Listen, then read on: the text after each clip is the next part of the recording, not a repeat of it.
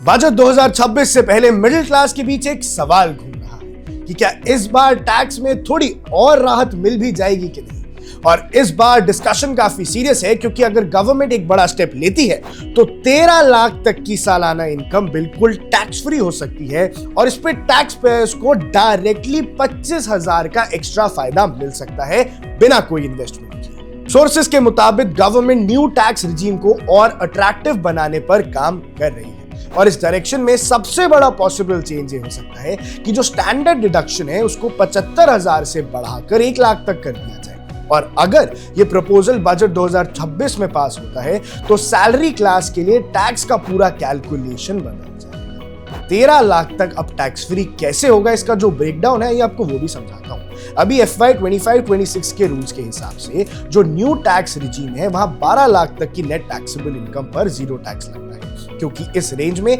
60,000 का रिबेट भी मिलता है और सैलरी वालों को मिलता है 75,000 का स्टैंडर्ड डिडक्शन। इसका मतलब अभी 12 लाख प्लस 75,000 12,75,000 तक टैक्स जीरो रहता है। लेकिन बजट 2026 के बाद क्या बदल सकता है? अगर स्टैंडर्ड डिडक्शन को बढ़ाकर 1 लाख कर दिया जाता है तो कैलकुलेशन हो जाएगी 12 लाख प्लस 1 लाख, 12 लाख तक की tax free limit plus 1 lakh standard deduction, तो 13 लाख तक जीरो टैक्स लायबिलिटी। और सीधी बात यह है कि आपको 25,000 की एक्स्ट्रा इनकम पर 1 रुपया भी टैक्स नहीं देना पड़ेगा, तो आपको 25,000 रुपए का फायदा हो जाएगा।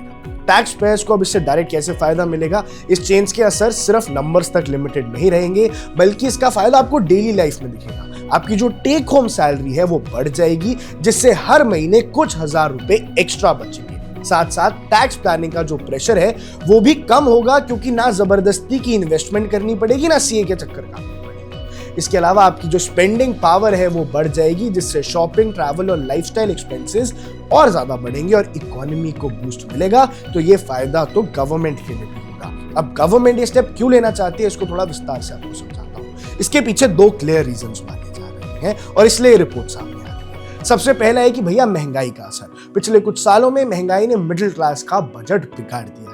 इंडस्ट्री बॉडीज जैसे CII का मानना है कि लोगों के हाथ में पैसा देना कंजम्पशन बढ़ाने का सबसे फास्ट तरीका है, इकोनॉमी ग्रो करने का फास्ट तरीका है। दूसरा यह है कि न्यू टैक्स रिजीम को पॉपुलर बनाना गवर्नमेंट भी चाहती है कि लोग ओल्ड रिजीम के कॉम्प्लेक्स डिडक्शंस को छोड़कर न्यू टैक्स रिजीम की जो सिंप्लिसिटी है उसको चूज करें, 1 लाख का स्टैंडर्ड डिडक्शन डायरेक्टली लें और ये एक स्ट्रॉन्ग इंसेंटिव हो सकता है।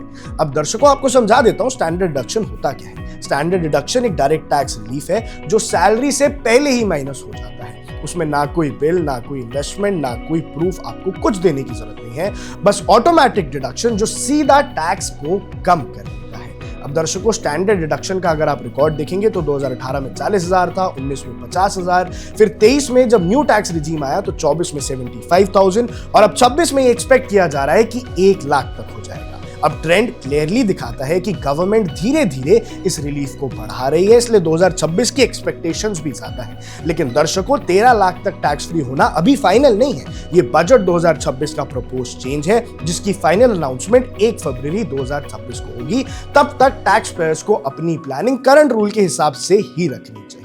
अब बॉटम लाइन ये है, अगर बजट 2026 में ये प्रपोजल पास होता है तो ये मिडिल क्लास के लिए सिर्फ टैक्स रिलीफ नहीं है, बल्कि सैलरी हाइक जैसा फील होगा। और 13 लाख तक कमाओ और लीगली जीरो टैक्स दो, ये बजट 2026 का सबसे पहला मिडिल क्लास गिफ्ट बन सकता है।